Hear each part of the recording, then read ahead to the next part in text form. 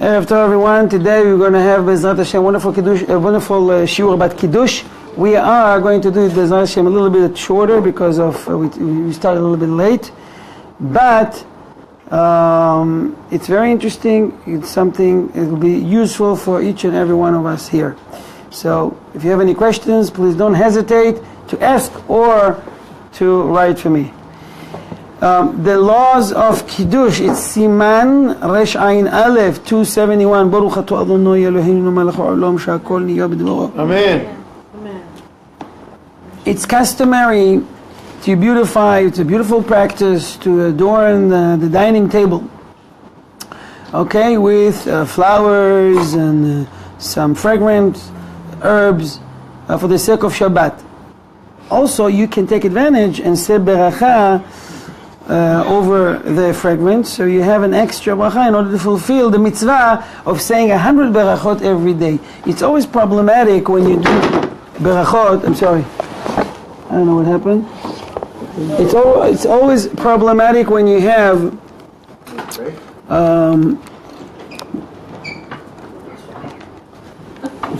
I hope you will hold this time because it's coming out. Because on Shabbat, it's a less brachot in the tefillah. How you can complete 100 brachot every day? 100 brachot? This is unbelievable. It's easy to do if you follow tefillot and at least 2 meals a day, no problems. If you don't, this is why you can use, this is an opportunity to use the fragrance from the shulchan, from the table, to pick it up and say either atzeh besamim or isbeh besamim. It depends if it comes from tree or from herb or something that it's mixed. So you say mineh besamim, and there you go. You got an extra beracha.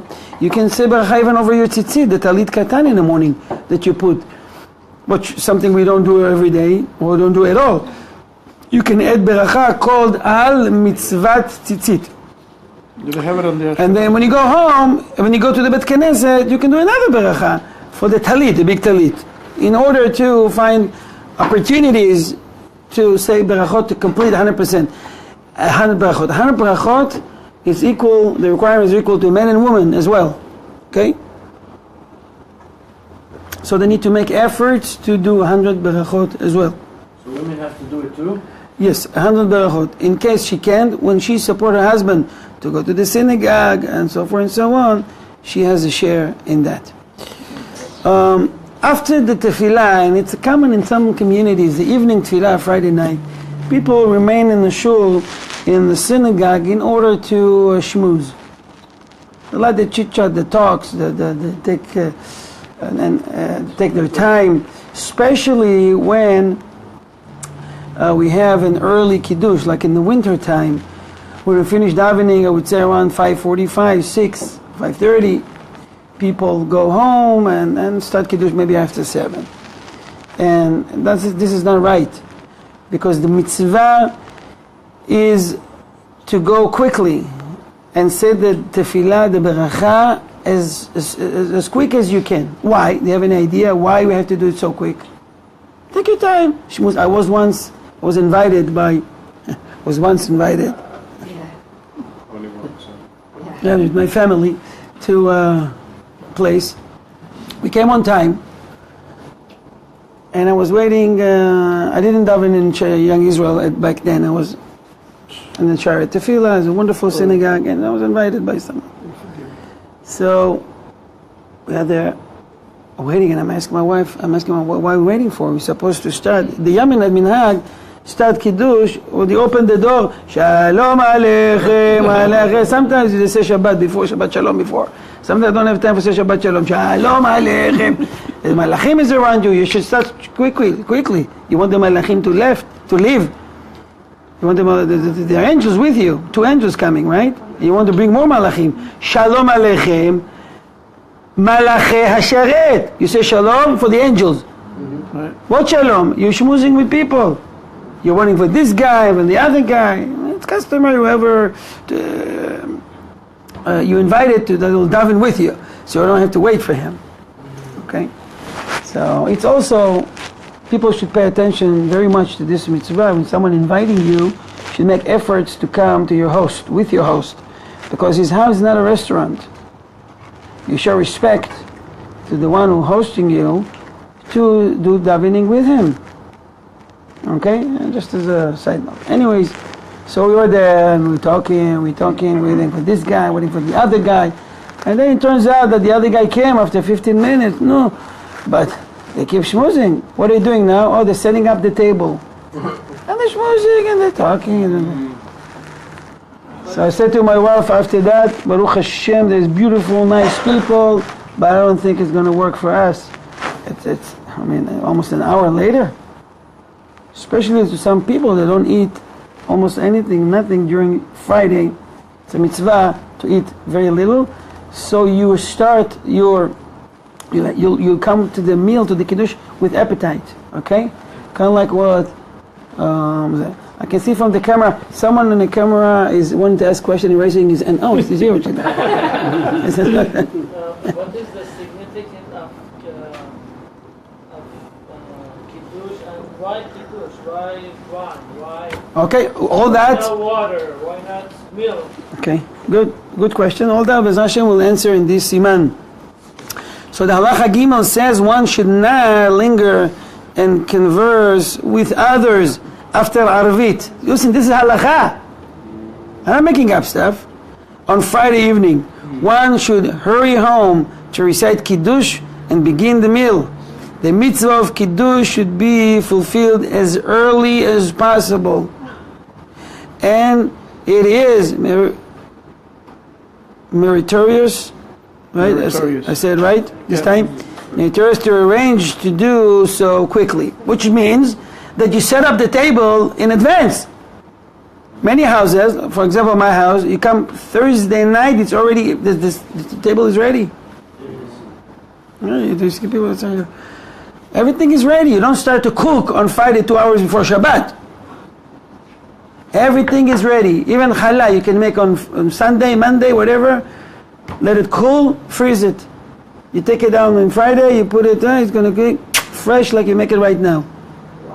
Smart women, they're taking their time, they know what to do. I could say it's experience, okay? But learn from the experts. Ask people around you. You come from tefillah, immediately, boom, boom.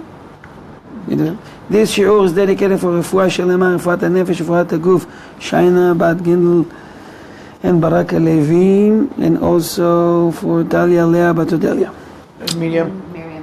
Miriam Bat Sivan, all the names you mentioned now. In some homes, the custom is for the father to bless his children before reciting Kiddush. In others, the custom is to bless them after Kiddush. This is what we do. Yeah. We'll do Kiddush first because there is no delay. After Kiddush, by the time everybody comes and wash their hands, it's time to say a blessing to the kids. It's a very powerful time, very powerful moment. In Torah and Judaism, Torah teaches us there are certain times, there's windows of opportunities, and this is one of them. You know what? I'll share with you another window of opportunity, and I have experience with this. You want to ask a question? No, I know another one. Okay. Whenever the woman is lighting the candles. Correct. Red. Very good. Another thing is, Birkat Kohanim, when the Kohanim said the Berachot, this is by the way the halacha, if someone has a bad dream, scary dream, and it bothers him, there's a nusach, something you read while the Kohanim in the Bet Knesset do the beracha. Ani shelcha v'chalomot shel, God, I'm yours, and my dreams are yours, and so forth and so on. There's a whole nusach. And yes, from Hashem, that turns upside down the decree. If there is a decree, it turns it upside down. For the best, for the good. Okay? So, unfortunately, some times ago, not this Shabbat, was this Shabbat? I had to break Shabbat. When was it? No, The Shabbat before. I couldn't sleep. I couldn't walk. I couldn't breathe. Sharp pain on my left side, in the front, in the back. I could not breathe. I tried to be as quiet as I can, but my wife's heard the breathing, something like that. She said, "What happened to you?" She got nervous. I didn't know. The blood's coming out. Anyways, so she said, "I'll take you." No, I don't want to go. I tried to hold it. I couldn't bear it anymore. Usually I can bear It comes back again. That's fine. Comes back again. I don't know why it says finished. So, what happened was, my wife said, I'm going to call Jesse. Jesse really came really quick. I want to thank him for that. It's a great mitzvah that he did. Took me to the hospital. I had to go to the hospital on Shabbat. So in the hospital, they treat me. They were very good. They give me first thing morphine. Calm down, chill out. Don't bother us.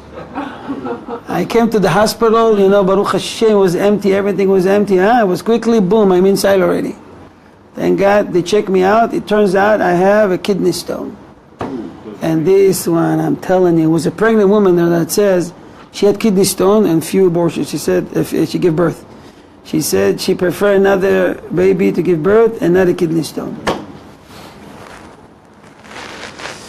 So, by the time, after maybe, when was it, like 11 something, 10:30, 10:20, I felt good. I said, I'm going to walk back. So I walked back hour plus.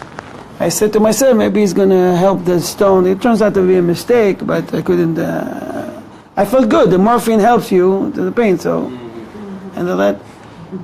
And now I have appointments. So appointments to do this and appointment to do that. Thank God.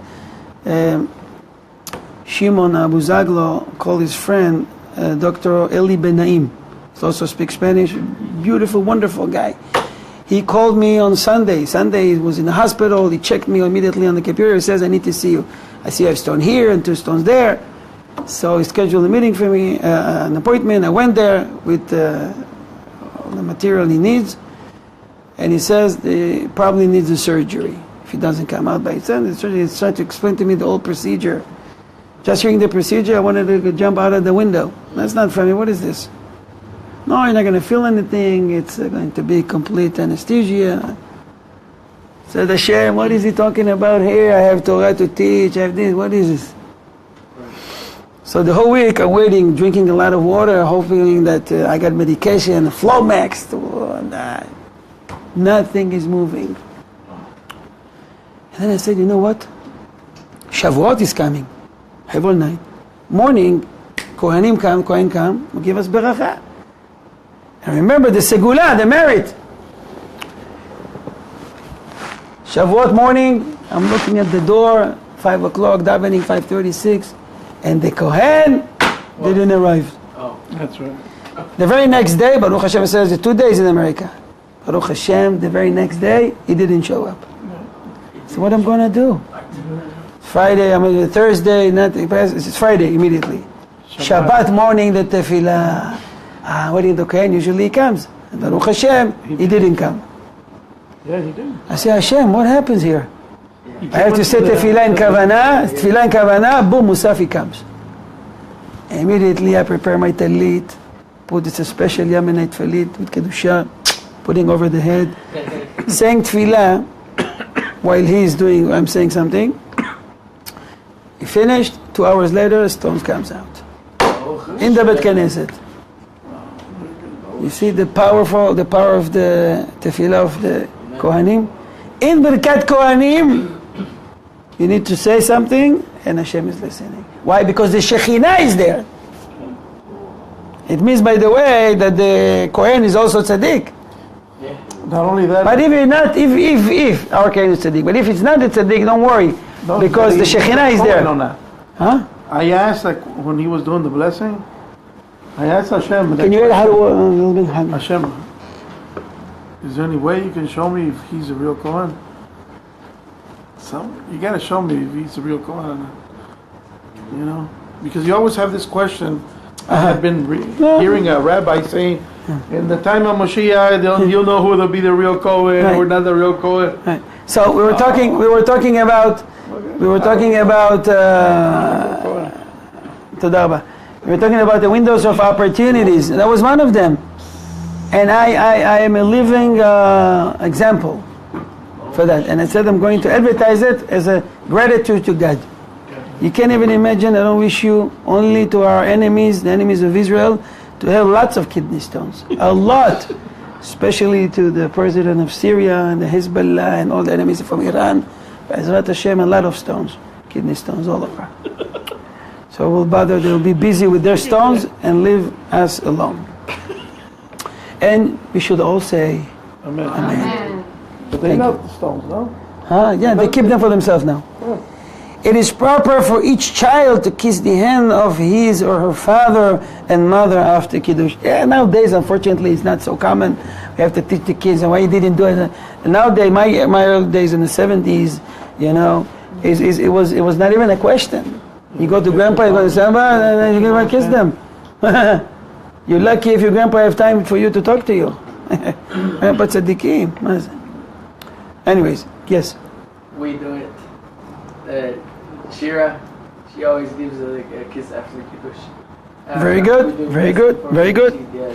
Very good. So, it's customary to say Shalom Aleichem also, right? Shalom Aleichem, Aleichem. How many times? Customary to say 3 times. If you're in a hurry, you have study, you have learning, or you're hungry, your people around you are hungry, do 1 time. Usually we're hungry, I said 1 time. Usually my father's house, we do always 3 times. So this, when I came to Eretz Israel, I said once. And my father looked at me, why are you changing here the rules? And I forgot because I used to say 1 time. And then he said, Shalom Aleichem, and I skipped to the other one. I said, oh, Shalom Aleichem. I have to correct that before he got on me, you know, he got it. So this is the great mitzvah to do 3 times according to the Kabbalah. If you want to follow that, it's great. It's great. If you have plans to study after that or many other reasons important enough, you can do only 1 time Shalom Aleichem. After Shalom Aleichem, we sing the Eshet Chayil, Vayichulu, blessing for the wine, and the Kiddush. And the Nusach, just follow in Sidurim, whatever you have in there, it's better than I'll go into it right now. It's going to take us a long time. Now, Michael asked a question, why it has to be wine? What's so special about wine? Why can I do over a grape juice? Not grape juice, milk or water, or I don't know, grapefruit juice or any other type of juice. So Allah says, the Torah commands us that when Shabbat begins, we are to sanctify it verbally. As the verse says, mention the day of Shabbat to sanctify it. Sure. This means we are to express words of praise and sanctification regarding the day of Shabbat. Our sages institute a rule that these words be recited while holding a cup filled with wine. They use the following verse from Hosea 14:7. He's mentioned is likened to the wine of Lebanon. It's also in Shir HaShirim, the Song of All Songs, 1:4.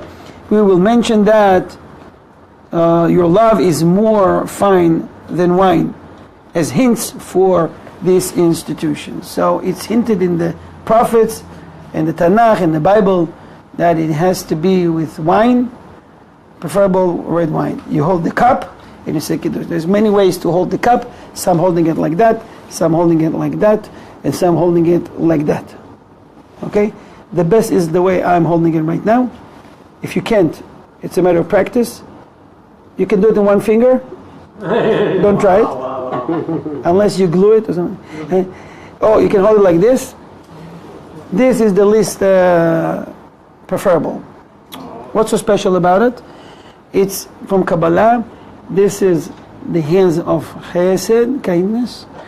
And wine, it's din. Wine, it's din, represent judgment. So according to Kabbalah, they're adding 3 drops of water to sweeten the judgment. So you want to hold, so you could want to say that the din is rely on, or is based on chesed. The foundation of the din, what is it? Chesed. Without it, the din, the judgment will fall. So this is why it's the best way to hold it. Okay? If you want to do this, you see many communities, Chabad do that, and many other communities of Hasidim, they do that. Okay? It's not mandatory if you fulfill the mitzvah. If you don't do it, you want to do it that way, the way I explained, fine. Can a woman do Kiddush?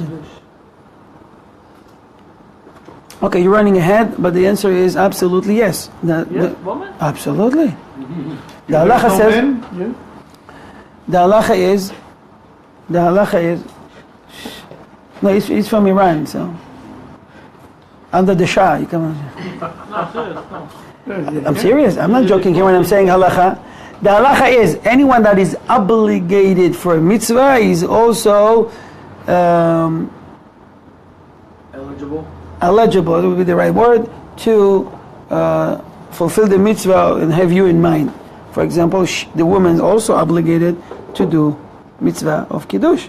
So it's the job of the head of the household. So this is why he's doing it. Like candles of Shabbat. The husband can do it, but the mitzvah is on her. For example, Megillah, reading Megillah and Purim. Women are obligated? Yes, supposed to come.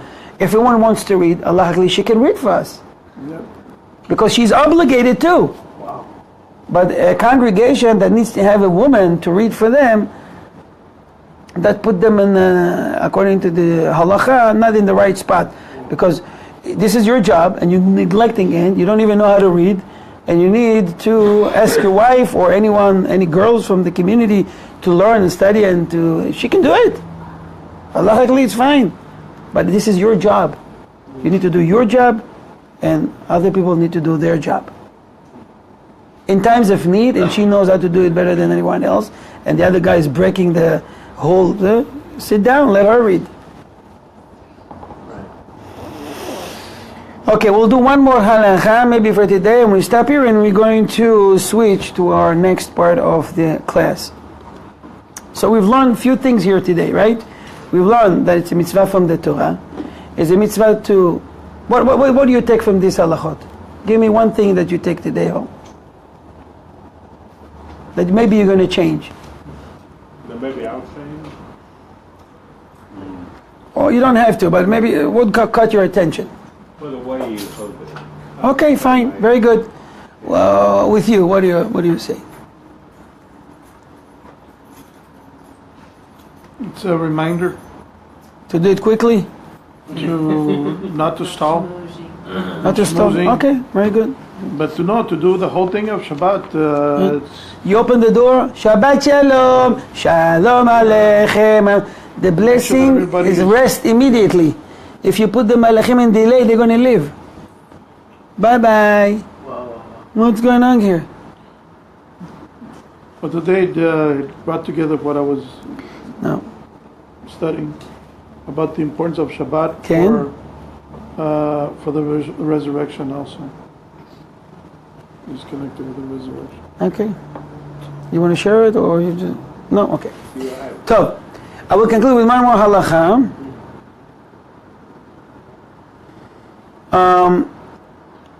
What about, we're supposed to eat a meal, seudah, and eating a bread with a new day, Shabbat. But someone eats early, it's still day outside. Did he fulfill the mitzvah? It's not too early. It's maybe in 20 minutes the sun will set. You can do it. You accepted Shabbat early, but it's not the night yet. So it's contradiction with some poskim that are saying it has to be after sunset. Right. But he did early mincha and ma'ariv. There's a lot of community that does it today. It become very popular. So people daven very early as you can. Usually it shouldn't be over hour and 15 minutes.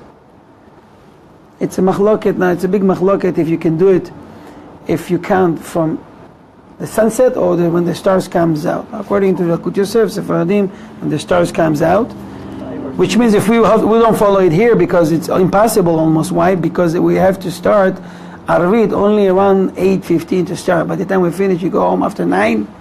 What's going to happen? Is people are going to fall asleep. It's a special case. He says in places like Europe and outside of Israel, that it's very, very late.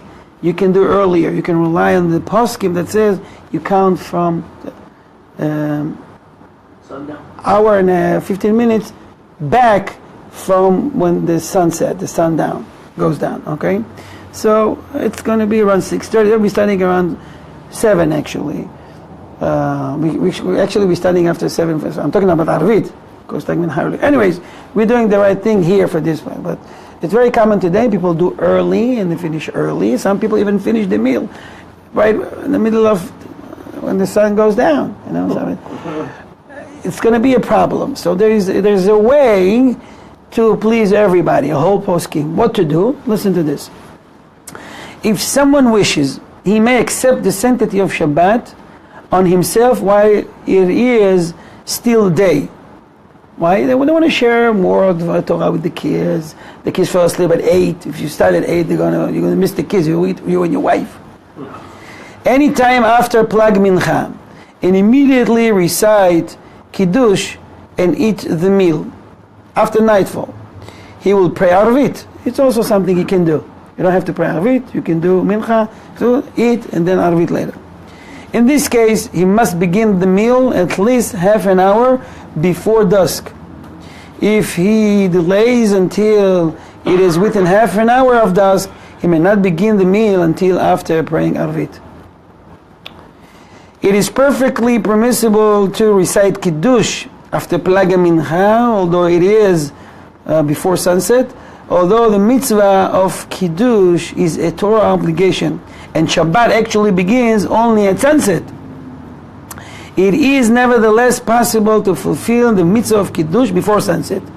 This is certainly true and easily understood according to those poskim who ruled that the Torah requires us to accept the sanctity of Shabbat upon ourselves before sunset, and thereby add the time to the Shabbat day. So Shabbat is not going to be 24 hours, it's going to be 25 hours now.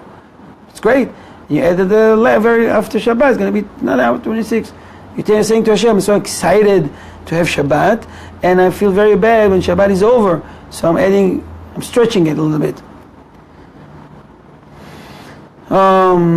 But even according to the poskim who ruled that the mitzvah of adding time to Shabbat is only a rabbinical obligation, it is still possible to perform the mitzvah of Kiddush before sunset. Although the time is not yet Shabbat, Shabbat will inevitably arrive. It does not require any action to bring it in, and it cannot be prevented from arriving. It is therefore possible to fulfill the mitzvah of reciting Kiddush even before sunset, when it is still before Shabbat actually begins.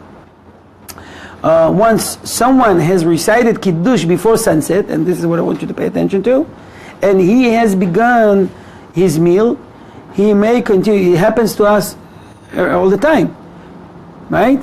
Because sunset started at 8:30. We're finishing davening around 7:55, 8. By the time you get home, it's 8:15, 8:20.